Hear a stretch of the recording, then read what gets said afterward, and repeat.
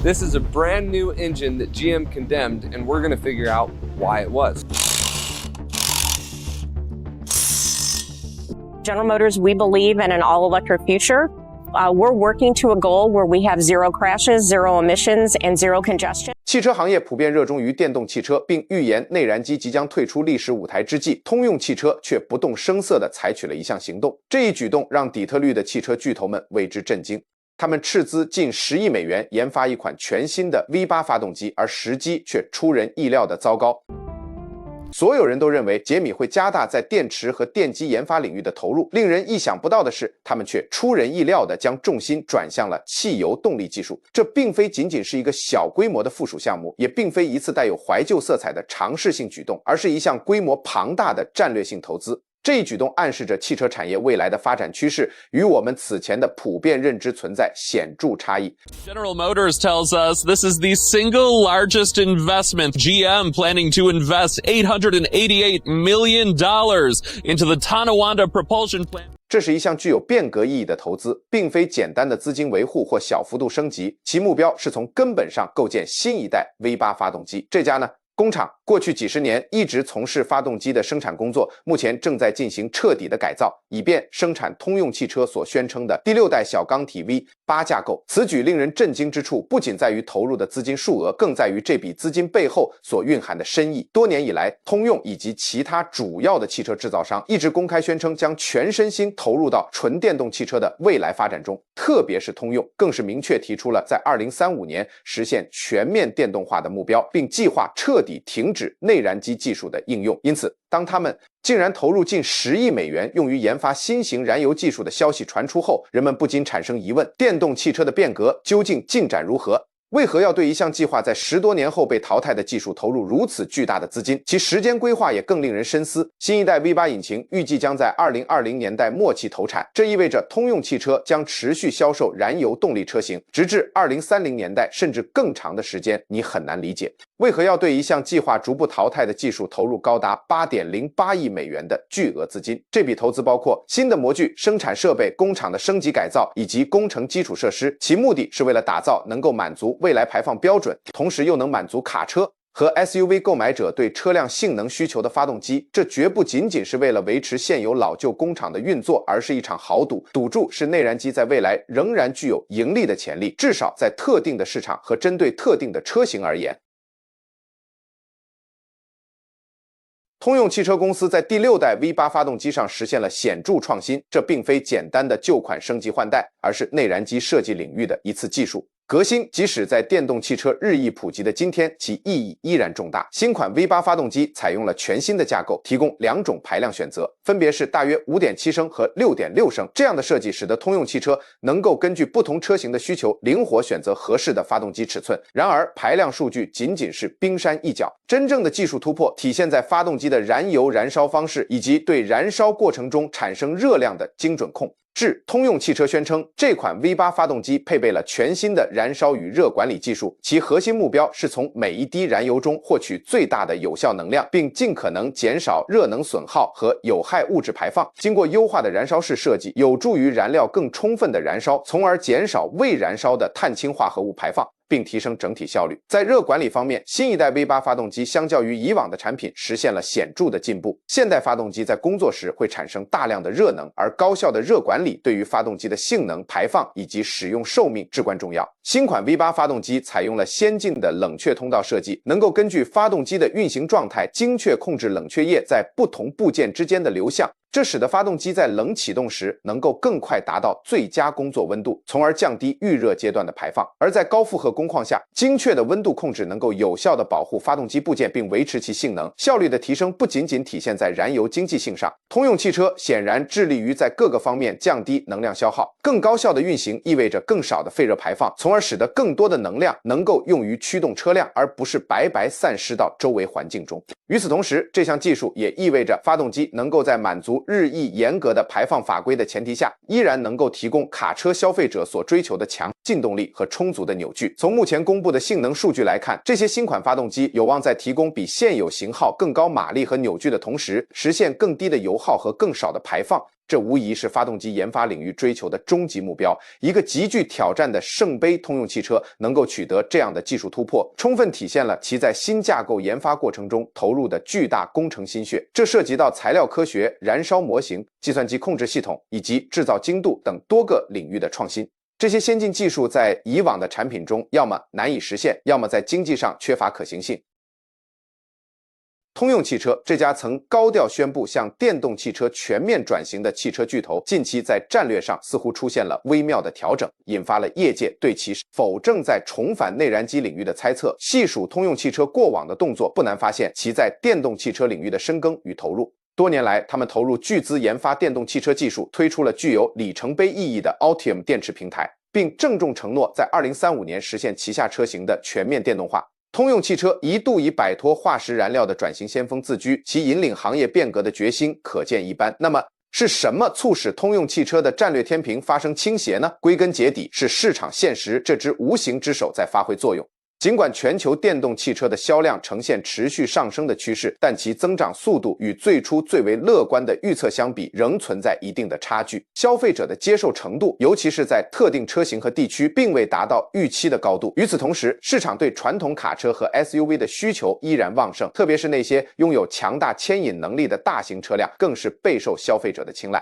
而对于汽车制造商而言，一个无法回避的事实是，目前内燃机卡车和 SUV 所带来的利润远高于其电动车型。尽管电池成本随着技术的进步和规模化生产有所下降，但其在电动汽车的整体售价中仍然占据着相当大的比重。此外，电动汽车零部件的供应链也面临着诸多挑战，例如电池生产可能遭遇瓶颈，关键原材料的采购也可能受到限制。反观内燃机汽车的生产制造，通用汽车拥有着深厚的底蕴和成熟的体系，他们积累了数十年的经验，建立了完善的供应链和生产流程，这些都经过了反复优化，旨在实现利润的最大化。在电动汽车尚未在财务上真正取代内燃机汽车，而仅仅是作为一种象征性的替代品存在的情况下，就放弃这一重要的利润来源，在商业逻辑上似乎显得并不明智。基础设施建设的滞后也是一个重要的制约因素。尽管美国乃至全球的充电网络都在不断建设和完善，但其发展速度远未达到支持电动汽车大规模普及所需的水平。在短期内，续航焦虑仍然是困扰许多消费者的现实问题，尤其是对于那些需要在充电设施匮乏地区使用卡车进行坐或休闲的用户而言更是如此。因此，通用汽车当前的战略调整或许并非真正意义上的放弃电气化，而更多的是一种对市场现实的承认。电动汽车的转型周期将比最初的预测更为漫长。内燃机车型，特别是那些技术先进、燃油效率更高的型号，将在通用汽车的产品组合中继续存在相当长的时间，甚至可能超过2035年的时间节点。我们可以将此解读为通用汽车采取了更加务实的时间表。当然，也有人可能认为这是一种战略上的倒退，但无论如何，这一变化都真实地反映了通用汽车所面临的实际市场环境，而非他们曾经憧憬的理想化市场。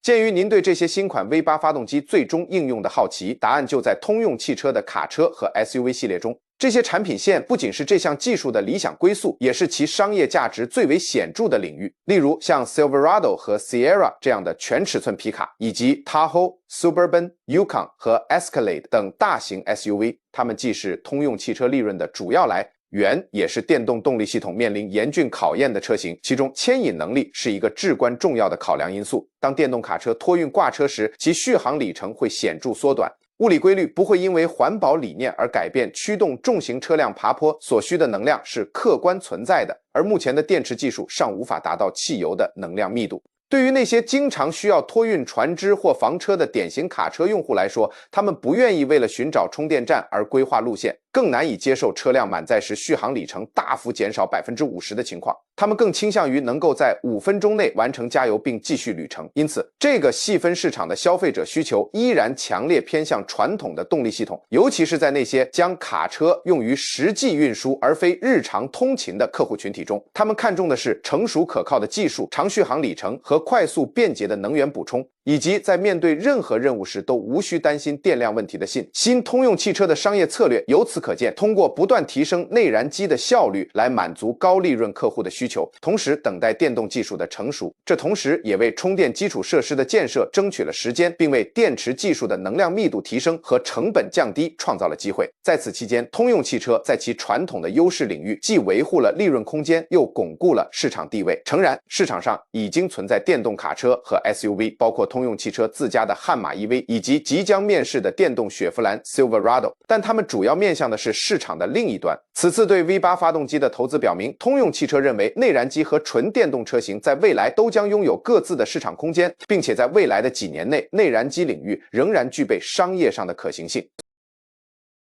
通用汽车对新型内燃机技术的大力投入并非个案，其背后深意关乎整个行业的竞争格局。其他主要的汽车制造商正密切关注这一动向，并据此调整自身的策略。尽管福特在电动汽车领域展现出强劲的行动力，例如推出 F150 Lightning 和 Mustang Mach 等车型，并投入巨额资金用于电池生产，但与此同时，福特也在持续进行内燃机技术的研发，且目前来看并无近期放弃该技术的计划。鉴于福特与通用在利润丰厚的卡车市场竞争激烈，如果通用计划在2027年推出一款燃油效率和动力性能都显著提升的 V8 发动机，那么福特势必需要采取相应的应对措施。Stellantis 集团旗下拥有 Ram、Jeep 和道奇等品牌，同样致力于电气化转型，但该公司也在同步推进高性能内燃机的研发工作。通用汽车在 V8 发动机研发领域的巨额投入，很可能促使 Stellantis 加大其内燃机技术的投资力度，而不是急于全面转向纯电动产品线。丰田汽车或许是主流车企中姿态最为谨慎的一家。在全面电气化方面，丰田坚持投资于混合动力技术乃至氢燃料电池技术，同时以相对缓慢的节奏开发纯电动车型。通用汽车的这一举动或许将进一步验证丰田渐进式策略的合理性，并可能促使其他汽车制造商采取更为多元化的对冲策略，而非将所有资源都压注在电动化路线上。一个潜在的连锁反应正在酝酿。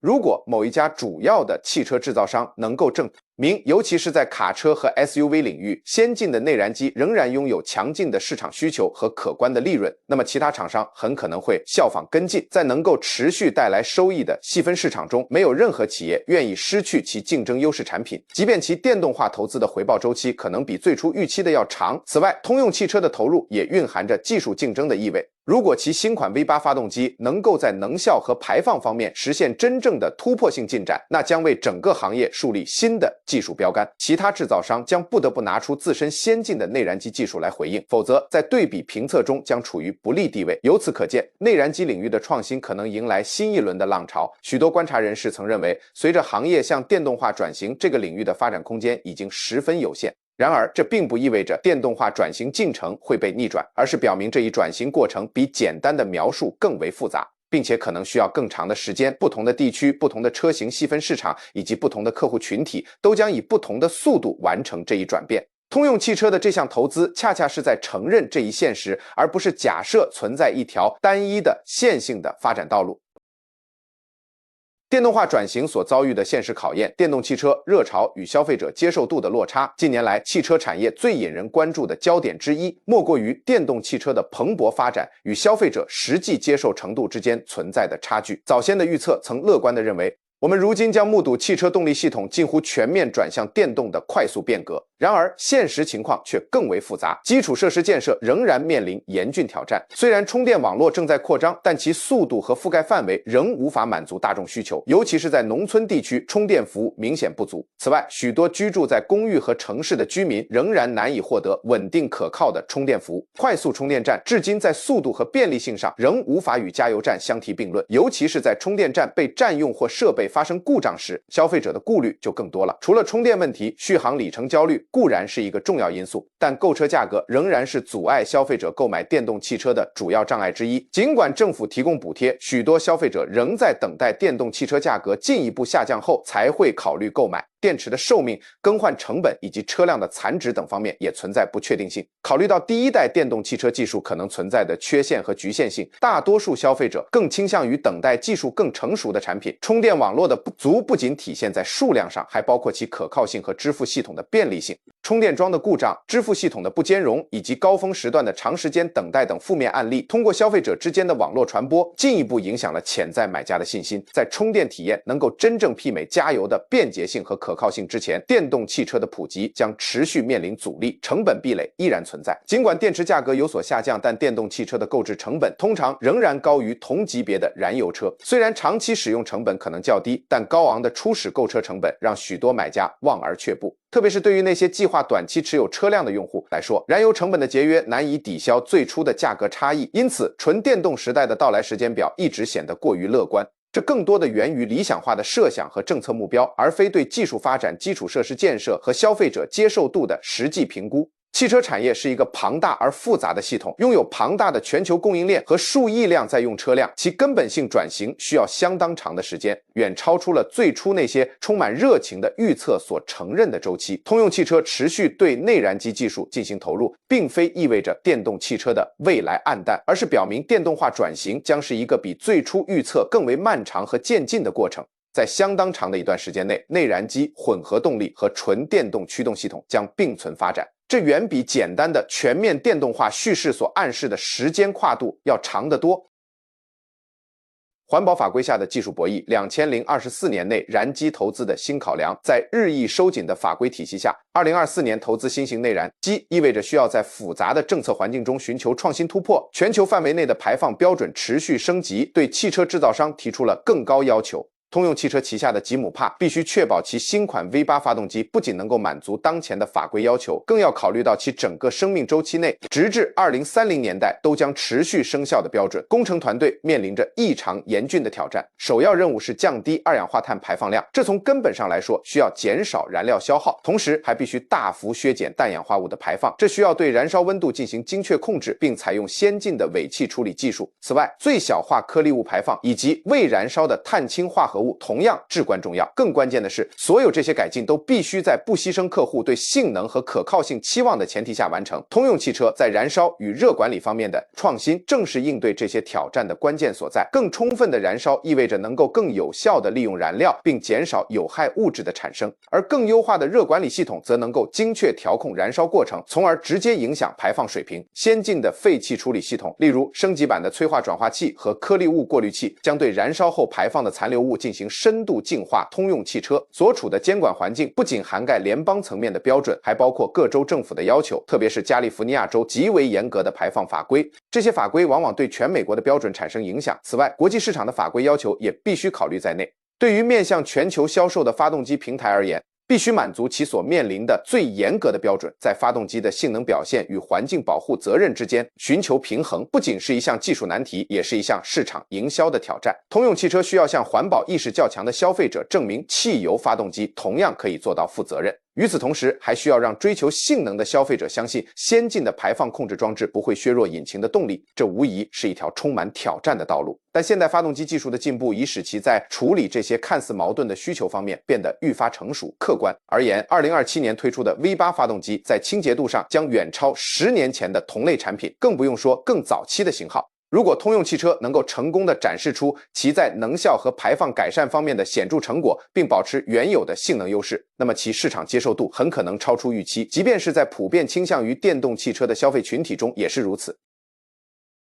被低估的混动未来，通用汽车的投资真谛。当我们不再局限于电动与燃油的简单对立，便会发现汽车动力正在走向多元化，其中混合动力技术的重要性将被远远低估，它将在未来的汽车格局中扮演举足轻重的角色。纯内燃机和纯电动汽车分别位于能源光谱的两端，然而绝大多数消费者和应用场景的需求很可能落在两者之间。混合动力系统，无论是传统的并联混动、插电式混动，还是更先进的形式，都能够带来立竿见影的优势。它们无需颠覆现有基础设施，就能在油耗和排放方面优于纯燃油车，同时消除了里程焦虑和对充电桩的过度依赖。与纯电动汽车相比，混合动力车型所处的实用中间地带，意味着它们能够满足更广泛消费群体的需求，而非仅仅是光谱。两端的极端选择，通用汽车对新款 V8 发动机的投入，预示着混合动力系统将成为其未来战略的关键一环，尤其是在卡车和 SUV 领域。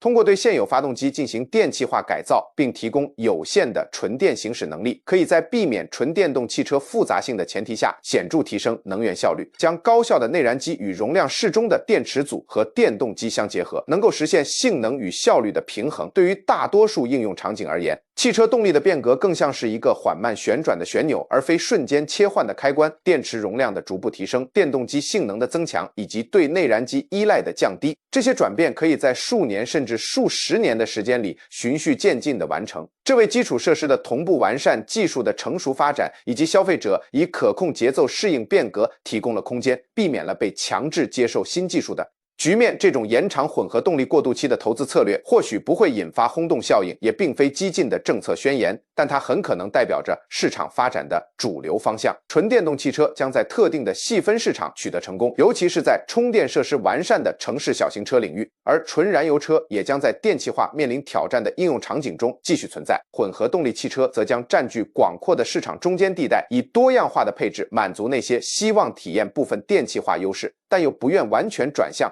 电动化的消费者。在此背景下，通用汽车斥资8.88亿美元压注 V8 引擎的举动就显得完全合情合理。这些引擎既可以服务于纯燃油车型，满足特定客户的需求，又可以作为先进混合动力系统的核心组成部分。可以预见，未来几年内，混合动力系统很可能成为销量上的最优选择。通用汽车决定投入近10亿美元研发新一代 V8 引擎，向我们传递了一个重要的信号，那就是关于汽车未来的真实图景。并非我们想象的那样简单，摆脱内燃机的转型终将到来，但其过程将比那些简洁的叙事所暗示的更加漫长、更加混乱、更加充满不确定性。不同的技术将长期共存，以满足不同地区、不同客户的多元化需求。在这样一个复杂交织、充满变数的汽车产业格局中，一台性能卓越的汽油发动机依然具有巨大的价值。通用汽车的这一举措是具有远见卓识，还是仅仅是短视行为，将取决于未来10年的发展轨迹。但可以肯定的是，内燃机远未走到生命的尽头，它即将迎来一场投入巨大、技术精密的第二春。